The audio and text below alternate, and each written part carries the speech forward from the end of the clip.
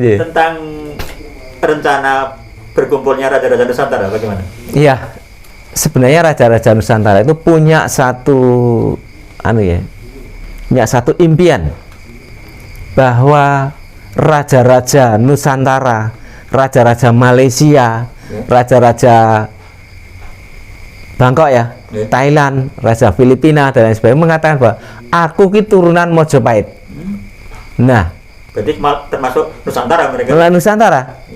Lah, alangkah eloknya apabila Raja-Raja Nusantara ini nanti berkumpul membuat satu itu, menggolkan sebuah impian bahwa kimbian ini kilo, impian Mojopahit itu begini. Nah, seandainya dalam waktu mendatang Raja-Raja dikumpulkan, menurut Pak Sri bagaimana? Saya sangat senang, dan itu sudah saya lakukan dulu, hampir saya lakukan sebelum corona itu di Prambanan, bahwa Direktur Utama Taman Wisata Candi Prambanan Ratu Boko dan Borobudur sangat setuju itu, dan dana sudah siap. Nah, ternyata itu tidak dibolehkan kumpul itu, akhirnya berhenti sampai sekarang. Lah, apabila itu akan diangkat kembali ya kita senang.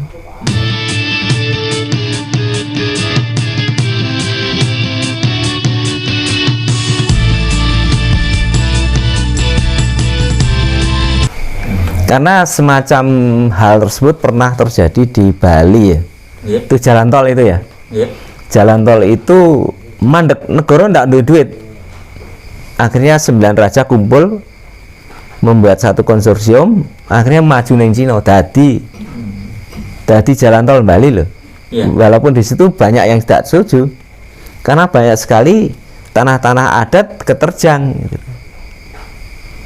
Lah negara njaluk apa? Wong Cina ki gelem kok jalan tol Bali itu rencananya kan di atas. Jadi tidak di bawah itu. Lah saiki nek Cina gelem gawe ngono ki kok pusat ora gelem nampa piye? Ini kan sebuah pertanyaan juga kan yang harus dijawab kan. Nah, ini kan menjadi persoalan ketika Raja Denpasar ketika ngusulkan yang dhuwur akhirnya dibantah, anak dhewe sing bantah sing. Kemudian terakhir Pak Sri, tentang rencana berkumpulnya Raja-Raja Nusantara bagaimana? Iya, sebenarnya Raja-Raja Nusantara itu punya satu punya satu impian bahwa Raja-Raja Nusantara, Raja-Raja Malaysia, Raja-Raja Bangkok Thailand, Raja Filipina dan lain sebagainya mengatakan bahwa aku ki turunan Mojopahit. Nah, berarti termasuk Nusantara mereka. Nusantara. Lah, alangkah eloknya apabila Raja-Raja Nusantara ini nanti berkumpul membuat satu itu, menggolkan sebuah impian bahwa kimbian ini kilo, impian Mojopahit itu begini. Karena Mojopahit punya impian bahwa kita itu menjadi satu empire, bahwa empire untuk rakyat, empire untuk perdagangan rempah itu rakyat se-Indonesia itu dibiayai sama Mojopahit. Hei, gue negara mana itu, wilayah mana kamu nggak punya, tak kayak duit nih gue kudu melaku ngene iki lho bentuknya. Lah sekarang bisa nggak berlaku semacam itu? Lah keinginan Raja-Raja Nusantara semacam itu. Jadi negara itu mewadahi sebuah kebersamaan untuk bisa maju secara bareng-bareng untuk mensejahterakan seluruh rakyat Nusantara itu. Itu. Dan itu pernah dibicarakan di Jogja di Jogja. Itu ada fotonya, ada. Raja kumpul. Iya, Raja-Raja kumpul membicarakan mengenai masalah MAKN, Majelis Adat Kerajaan Nusantara itu begini loh keinginannya, dan itu sudah disampaikan ke Pak Jokowi. Pak Jokowi setuju, tapi pelaksanaannya kan belum disetujui. Ada apa? Nah, seandainya dalam waktu mendatang Raja-Raja dikumpulkan, menurut Pak Sri bagaimana? Saya sangat senang, dan itu sudah saya lakukan dulu, hampir saya lakukan sebelum corona itu di Prambanan, bahwa Direktur Utama Taman Wisata Candi Prambanan Ratu Boko dan Borobudur sangat setuju itu, dan dana sudah siap. Nah, ternyata itu tidak dibolehkan kumpul itu, akhirnya berhenti sampai sekarang. Lah, apabila itu akan diangkat kembali ya kita senang. Itu karena di sana sebenarnya ada satu laku spiritual mengenai sebuah perjalanan bangsa ya. bahwa sebenarnya raja-raja Nusantara itu mengatakan bahwa tanah Bubat itu pertama kali yang membuat satu pertentangan seluruh rakyat di Nusantara itu, dan itu sebenarnya harus dilakukan satu ritual. Nah, kondisi raja-raja di Nusantara itu kan kerajaan Nusantara itu kan sangat beragam, yang makmur ya banyak, tapi yang memprihatinkan juga banyak. Juga mungkin bisa diceritakan. Separuh lebih itu. Oh gitu, separuh lebih ya. Separuh lebih. Ya, mungkin bisa diceritakan. Nah ya, kalau raja-raja Jawa itu ya Jogja, Solo prihatin. Terus Cirebon memprihatinkan, Kanoman memprihatinkan, kalau Mangkunegaran tidak, Pakualaman ora. Bali banyak yang memprihatinkan, termasuk yang Sugih, Raja Puri Agung Denpasar, Kelungkung, Karangasem, Ubud itu. Nek liane ya wis. Lain-lainnya mau, apalagi raja-raja Sulawesi, Kalimantan, wah parah itu. Dan itu perlu dihidupkan kembali. Lah, itu tadi kita harus menghidupkan kulturnya itu loh. Karena mereka sekarang sudah tidak punya satu kultur loh. Artinya kalau di Keraton Jogja itu Pengageng ada, terus Abdi Dalem ada, di Bali pun ada. Lah mereka nggak punya apa-apa ya. Oh, keratonnya aja udah dimiliki oleh Pemda.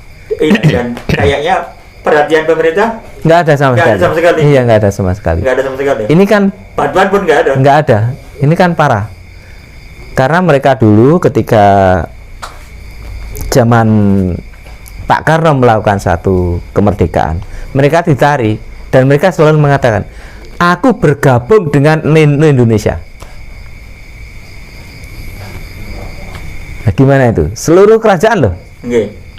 Se-Indonesia loh itu. Ternate mengatakan aku bergabung dengan Nusantara asalkan presidennya adalah Bung Karno. Lah gimana itu? Jadi seandainya dia nggak mau gabung, pilihannya mereka sebetulnya. Iya, itu nanti tapi Belanda dengan sukarela gabung. Kan Belanda akhirnya masuk lagi kan. Lah kayak Muramelu gue kayak Raja Jahana loh. Kan gitu. Lah Bali kan sangat tahu itu bahwa saya harus ikut Soekarno. Sampai Keraton Puri Agung Denpasar habis-habisan perang puputan Bali. Itu habis berapa juta golden, ratus juta golden itu. Hanya untuk perang puputan Bali. Itu antara Bali dengan Belanda toh. Puputan Badung itu habis banyak itu. Keratonnya habis dijing-jing. Banyak sekali tanah-tanah sekarang miliknya pemerintah. Nah, ini kan sebenarnya menyakitkan. Banyak sekali. Kemudian ada ratifikasi UU pertanahan itu tahun 60 kalau nggak salah. Itu seluruh tanah-tanah keraton miliknya negara ini. Ini tanah keraton milik negara. Lah yang milik negara. Relasinya tanah keraton kan? Tanah keraton. Lihat aja di UU pertanahan itu. Undang-undang pertanahan. Iya. Itu yang dipertanyakan loh. Dulu tanah keraton. Kalau di Bali jadi tanah keraton. Iya. Pinter-pinternya Jogja aja mereka bisa bicara secara internasional kan, akhirnya di sini menjadi miliknya keraton. Lah kebetulan aja sultannya pinter. Ada satu sultan pinter ya, sultan di Pontianak dipateni malah dibunuh. Lah karena dia kan pinter akan melakukan semacam itu, bunuh. Nah Bali manut. Bali tanahnya untuk negara, sementara mereka nggak diopeni negara. Iya. Bali sudah kadung tampak siring diberikan Bung Karno dan terakhir harapannya Mas Rik. Harapan saya bahwa melalui kebudayaan ini kita bisa membudayakan sebuah kemakmuran bangsa. Dan kebudayaan sumbernya sekarang masih ada, ketok melok-melok ya. Artinya bahwa keraton-keraton itu sumber kebudayaan kita sebenarnya. Dan itu harus dihidupkan kembali. Kalau sumbernya nggak ada, kita mau hidup bagaimana? Itu harapan saya, keraton-keraton itu dihidupkan kembali sehingga sumber kebudayaan itu muncul, sehingga bangsa Indonesia akan muncul kesejahteraan melalui sumber kebudayaan itu. Terima kasih.